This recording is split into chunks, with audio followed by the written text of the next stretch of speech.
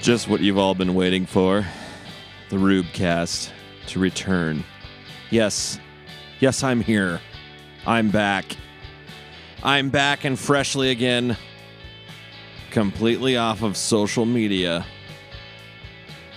We'll see how long it sticks this time. I actually have a plan.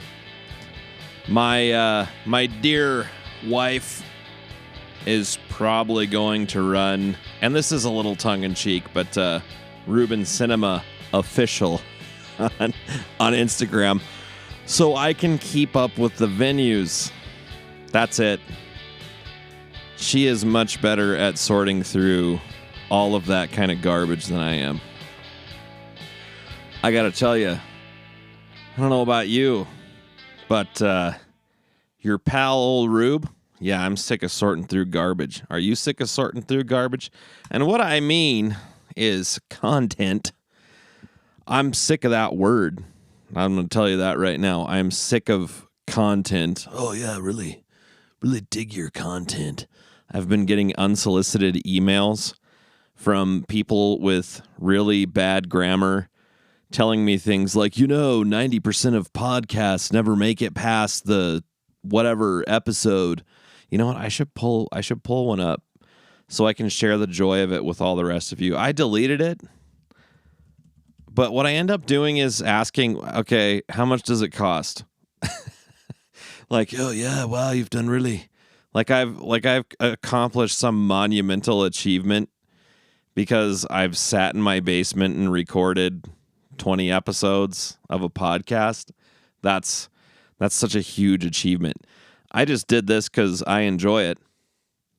Haven't made time for it lately. Haven't really cared about a lot of stuff, but I want to keep it going. I've got some plans down the stretch, as I keep saying, but it's hard to book people. It's hard to work with people's schedules. So I don't even know who I said I might have on last time I was doing this, but I don't know, some people, I guess, whoever, I don't know. Might have a few solo casts here for a while.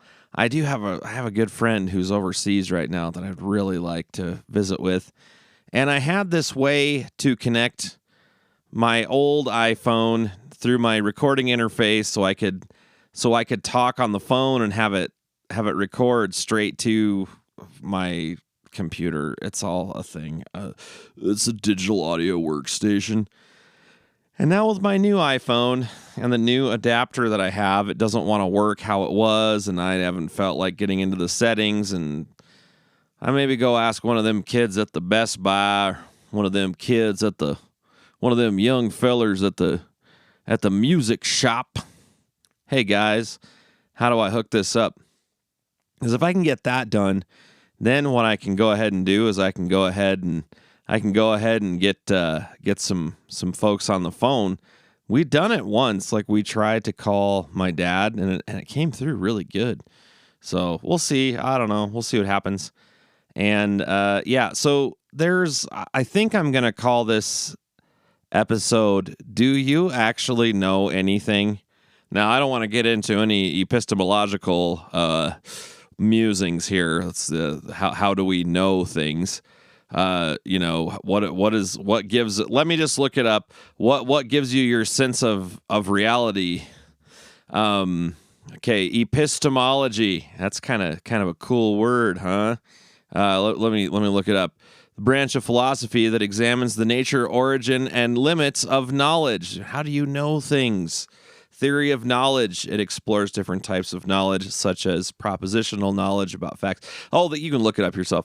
But I don't want to get into this. I'm not asking when I'm asking the question, do you actually know anything? I'm not trying to get into philosophy, is what I'm saying.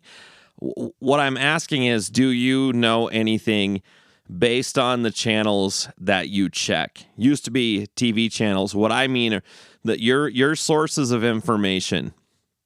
Do you know that they're accurate, that they're correct? Do you know whether or not the way you interpret things is correct? That's what I've been running into a lot in this weird place we all seem to be in as a nation, as far as America is concerned. America, yeah, man, trucks, America. How do you really know? Do you know the bias of the news outlets that you're checking? I mean, you probably do. I don't know. I have certain outlets that I check, and I try not to listen to ones that really bother me, and usually it's tone of voice that can just throw me for a loop, drive me up a wall. I can't stand certain tones of voice. I can't stand like sad, sacky kind of voices. I can't stand I mean, I guess I'm speaking somewhat loudly into a microphone, but not really. You'll have people that they're yelling into a microphone. Do they understand that the idea of a microphone is to amplify or to record your voice? Like, you don't have to yell in it. I always get a kick out of Joe Buck and Troy Aikman when they're commentating on NFL games. They're just like scream yelling into their microphones. It's probably a head trauma thing.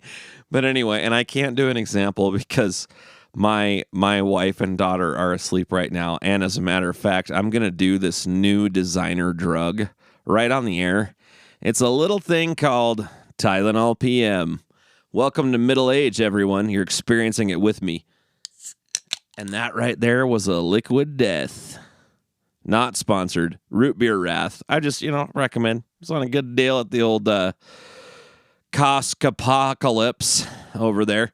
Anyway, so how do you actually know anything? Now, of course you do. You can know facts. You can know this thing happened to this person at this time in this place. These were the people involved. But if you've ever done any sort of looking into witness testimonies and things of that nature, everyone has a slightly different perspective. And that can even be people who all saw the same event in person. One person might notice the color of something. Another person might notice what the weather was. Another person might notice one thing that people involved in an incident might say. One person might notice the actions of another person where another person doesn't notice that. My point is nobody has an exhaustive knowledge of any given situation. And that's something that has been really bothering me on a very deep level. I was talking to my brother Josh about this. And there are things that have taken place, and I don't care to mention. I'm just over it. But I was talking to Josh about, okay, a couple of the things we've seen, regardless of what side. I hate the whole sides thing too. I'm so sick of that. But regardless of what your perspective is, it probably made you feel gross. And that's kind of what I go with. Like, if I watch a thing happen and it makes me feel gross, that's probably wrong. Now, maybe my compass is a little messed up. Maybe yours is too, but I think it's kind of, the old Jiminy Cricket thing. Let your conscience be your guide. We who subscribe to both testaments of the Word of God happen to believe that the Holy Spirit speaks to your conscience. But if you happen to find yourself not being of the Christian persuasion, what about your conscience? When you see something, do you know that it's wrong or that it shouldn't happen or that it should be stopped or whatever it is? And obviously you can apply what I'm talking about to a few of the given incidents that have taken place in our nation. I'm trying as hard as I can to be as neutral as I can politically, and I do think to refer to certain events as political is a reduction, because I don't know. There's significant events that have been happening with violence in the streets and you name it. But here's what bothers me, and here's why I ask the question: Do you really know anything? Do you really know? I just don't know if we all know as much as we think we know. And something that really bothers me, and it's accelerated over the past 20 years. So the second half of, okay, if I split my life into two halves, it's 21 and 21. So I'll just say, like, I'm almost 42. So I'll say the last 20 years, I've noticed things just accelerate in an insane way, where things happen and we immediately jump to a conclusion. Here's what was right, here's what was wrong. This person should have done this, that person should have done that, whatever. And I believe personally that we jump to conclusions way too quickly. That this is exactly what happened, and this is, here's my opinion, because this happened, then this should happen. And a lot of it is, I mean, people in one generation older than me would probably call them keyboard warriors. And I suppose your little buttons on your phone that have letters and numbers on them, those are still considered part of a keyboard. So I suppose it would work. But you could call it phone warriors. You could call it social media warriors, whatever. But we watch it. This is something that I've been reflecting on a lot. We watch a 30-second clip. We take 4 to 5 seconds to formulate an opinion, and then we take another 30 seconds to a minute to publish our opinion online. When did it happen that every single individual in the world with a phone felt obligated to foist their opinion on everybody else? And I get the argument, like, if you don't like what I say, then don't follow me or whatever. I understand it. I happen to not be following anyone right now. And I have to tell you, I've gone back and forth on social media. I honestly don't know where I'll end up. I'll probably end up with a hired gun on there. I think it'll probably be my wife. But she will be compensated, probably in shoes. But anyway, I am in such a state of relief right now that I don't see anything that's going on social media. I don't see anyone's opinion. You know the old expression, opinions are like bungholes. Everyone has one, and they all stink. And in some ways, that's kind of true. So this whole, I love putting industrial complex behind stuff. The opinion industrial complex. Yes, I think that's what social media is. We get everyone hooked on just forcing their opinions out there. Like, we just push out the opinion, heave them out, like another thing that you heave out maybe after some spicy food.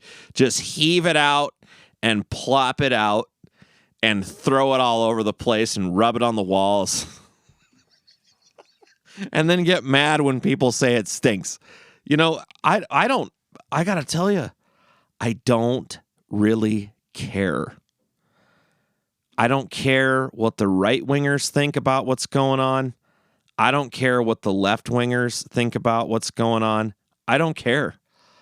I don't care. Your opinion does not matter to me. I don't. I don't have time to care. And I've been wondering, why is it that it bothers me so much when I see people being contentious on social media? And I think I've figured out why. Yeah, because I just said, well, I don't care what anyone thinks. And honestly, I'm in a spot where I just don't. I can't. It's too stressful. But why does social media bother me? And there's a few things, and maybe you resonate with me on this. There are a few things that have come to mind. One in particular as to why social media bothers me. I have spent 20 years of my life, pretty near 20 years of my life, trying to help people get along with each other. As a youth pastor, as a pastor, one of the biggest parts of my job is trying to help people get along, building community, being a non-anxious presence, helping people get along, trying to be a peacemaker, trying to make other people be peacemakers. And when I see people just actively agitating and just spreading discontent all over the place, it drives me nuts. I think there's so many better things that you could be doing. And that's my problem where it bothers me. And I think personally, it's in some ways, it's just the way that I'm wired is when I see someone being mean and spreading stuff that's just not helpful, even if it is true, it's like, okay, this isn't helpful. I know that there's a problem. Like, you're mad at something. You're mad at more things than just what's going on. Like, you're mad at more things than the one thing you're commenting on. So I'm mad about this thing that happened, but there's actually deeper stuff. I'm frustrated that I don't get along with my parents. I hate my boring job. I don't like where I live. I feel like I should have pursued my dreams as a young person. Whatever it is. There are so many more things. It's funny. In one of my seminary classes, we're talking about what context is, and it's if you have been a Calvin seminary student in the last 10 years, you've heard the word context a lot. But we've been talking about what is your context? Well, it's your culture. It's the way you were brought up. It's the country you grew up in. It's your socioeconomic status. This all kind of makes the soup that you grow up in and that you're a product of. And so you interpret things based on your setting, your context. And so everything comes out of that for a lot of different people. And so, when some people see certain leaders or social media influencers acting a certain way, and it might remind them of a narcissistic person that they were raised with or that raised them. I don't know, fill in the blank. And they're more reacting to that than they are reacting to the content of the person's mind or their ideas.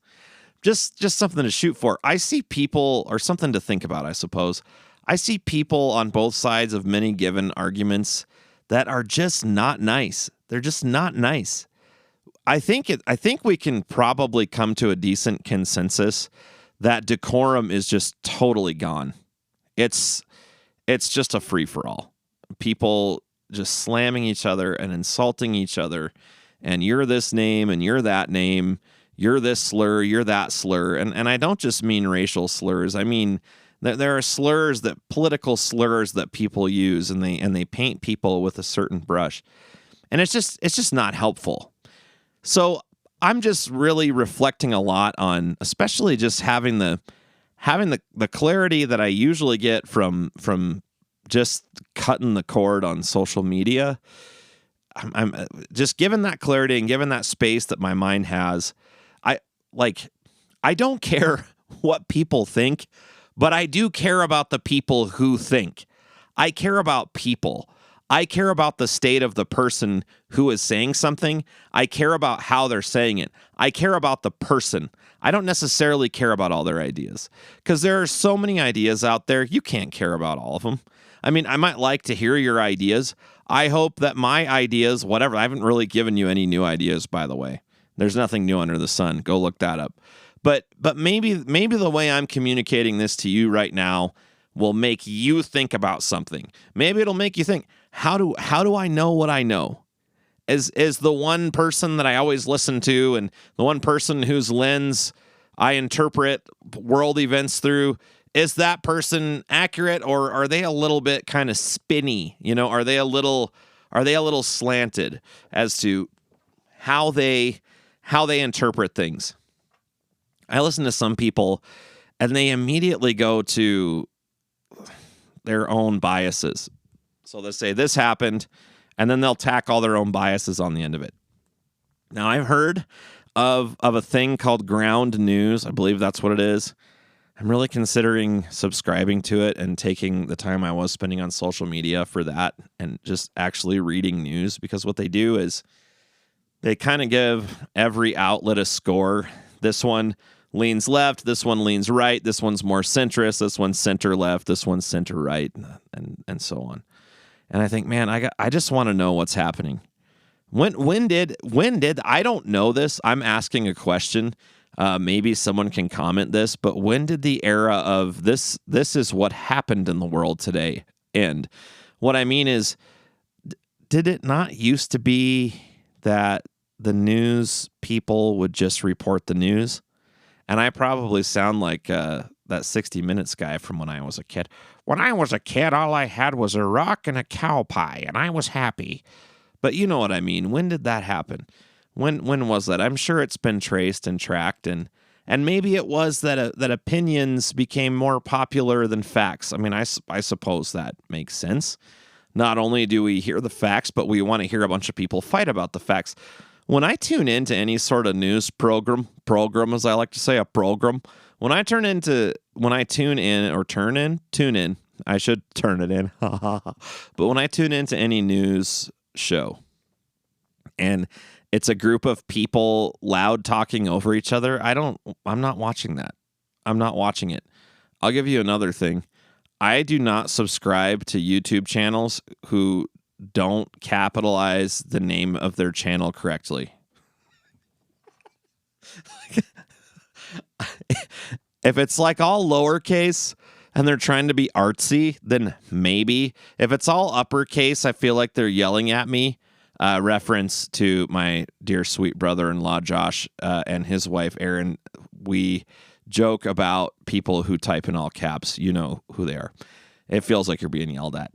I will not subscribe to YouTube channels where the people have consistently poor grammar, and I know I don't always have perfect grammar. Forgive me. I grew up by a muddy creek on a gravel road. Yeah. But if someone has just atrocious grammar, I go, all right, I can't follow you. There are all kinds of tools to try and help you not sound like an idiot. I'm not following this. I will block channels like if it's like a commentary on current events and the person is just really intense and overly, I don't know how to put it. Overly opinionated. I'm like, nope, no thanks. Now, you do whatever you want, but I don't need more stress. Do you need more stress in your life? I don't need more stress in my life. I don't need to see my friends and family's opinions on every single event, even the ones I might agree with. I don't need to see it. I don't care. I don't need to see it. I don't want to see it. I don't care about it. So now let me full circle, because I have this syndrome on this podcast where I say, hey, I'm going to do this, and then I don't do it. I really want to see if I can find this email from this guy. It'd be really cool if he listened to it. I mean, sweet enough guy. Seriously, sweet enough guy. He emails and he goes, hey, your podcast exists. And I go, hey, well, how did you find my email?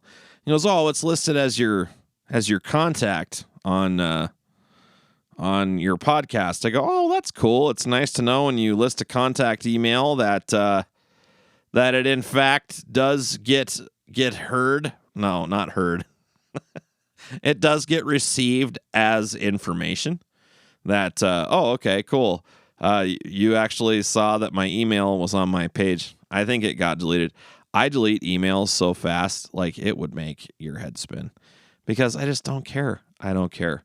Once again, if it's not directly involving something important, delete. Sometimes I accidentally delete important messages, and then what I found out is no message is actually that important. And on top of that, what I found out is if it's important enough, they'll just email you back. Isn't that an interesting concept? Let me see. Oh, I really hope I have it. If I don't, I apologize, because, man, it was just funny, because I don't have it. They butter you up. And they're like, oh yeah, only 10% of podcasts ever make it past the first 2 episodes or whatever it is. And it's just really funny. I get a kick out of it. And the nice enough guy, but they're always trying to make money off of you. So anyway, how do you know? Do you really know anything? Of course you do.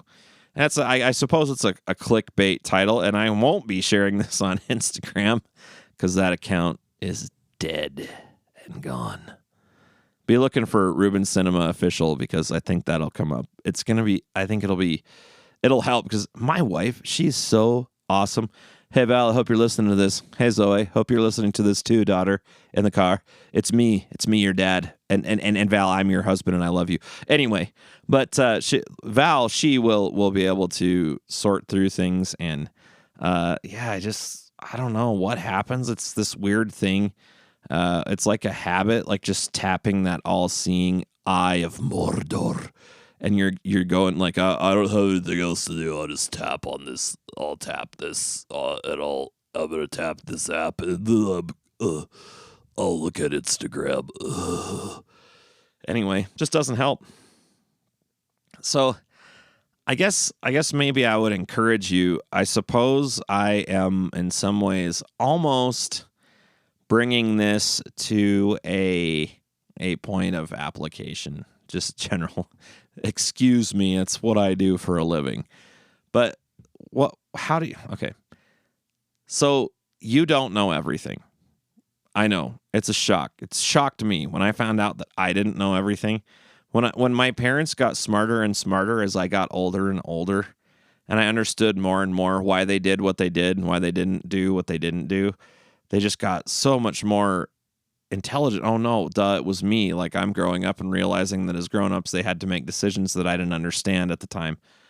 But how do you know what you know? And just as an encouragement, let me get to that, just the encouragement. So just take some time. And again, I'm not reading. I just knew with the events going on right now. And again, I'm not ever happy when someone is harmed or killed, ever. It never makes me happy. I don't think it should make you happy when someone dies. Whether, and I'm trying not to just speak specifically about stuff, but whether you think they had it coming and they deserved it or not, no one should be happy about anyone dying. That should not be the case. But I guess it's maybe just an encouragement before you jump to just spewing a bunch of crap all over the place. Just think about it. Maybe do some digging. For those of you who have a faith in God, pray about it. Have a broken heart. I don't think that we mourn enough. When my mom died, I became an invested mourner. And this book that I read on grief really helped me with that. Your new job is mourner. You are to be a mourner. And it's interesting because this other book I like to read said, "Blessed are they who mourn, for they'll be comforted." But you got to mourn when you lose something. Like if you lose a job, or you have to move somewhere, or you lose a friendship, or God forbid you lose a loved one. You have to mourn. You have to do that. That's something that I think is a part of being a human. And so maybe when bad things happen and you see what's going on, mourn. Actually feel bad for someone whose life was ended or irreparably altered. Because I don't think that any of us know as much as we think we know. And I think our whole culture could use a huge dose of humility. I really do. People like to say things like stay humble. And that's true. That's become a cliche, but it is something that you should stay humble. Humility. Okay, you know what? I'm not sure. Someone asks you, well, what do you think about that? Well, I think that it's pretty bad, but I don't really know what to think about it fully. And no one in any given situation is 100% right all the time. Period. It doesn't matter. No one did everything unless it's, there are clearly victims and there are clearly aggressors in many situations where altercations take place. But what I mean is no situation is perfect. I would never say that someone who was victimized in a horrible way is to blame for what happened to them. But what I do mean is no situation is perfect. And that's another thing that I find interesting is in the social media sphere. I just got so sick of trying to communicate to people because I would send someone a joke. I'll use an example.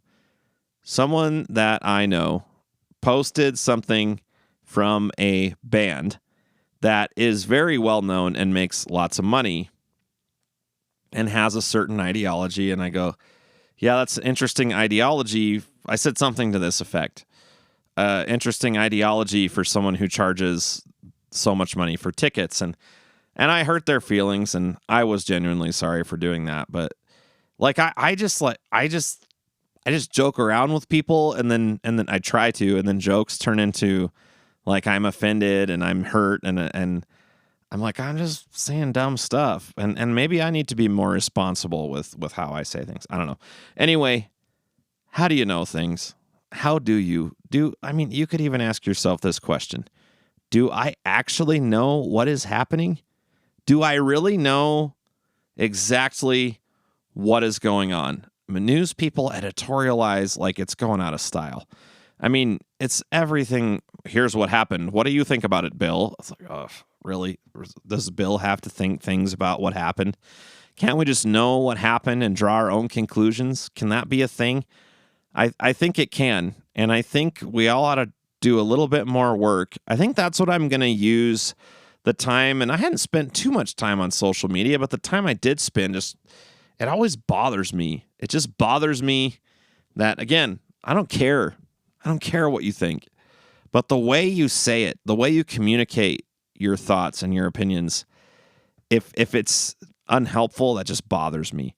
And I want to go and pastor everybody. And I had to realize a few years ago, I can't be everyone's pastor. Thank you, Lord Jesus, that I can't be everyone's pastor, because you couldn't handle it and I surely couldn't handle it. But just can't we all just get along? So you might not know all the stuff you think you know. I mean, you can know facts. You can know things. I get it. But you don't know everything. Just tell yourself that. Okay, I don't know everything.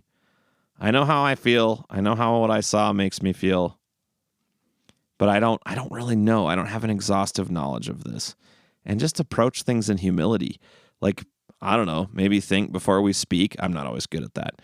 Anyway, I wanted to get one in the can. It's been a while. If you're listening, thanks for listening.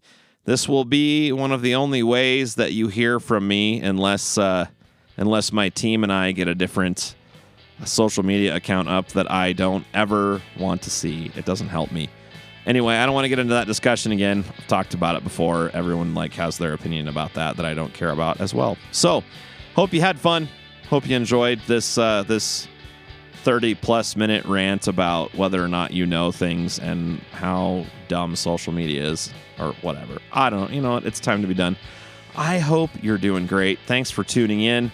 Maybe we'll have another one next week. We'll see how she goes. In the meantime, keep your stick on the ice.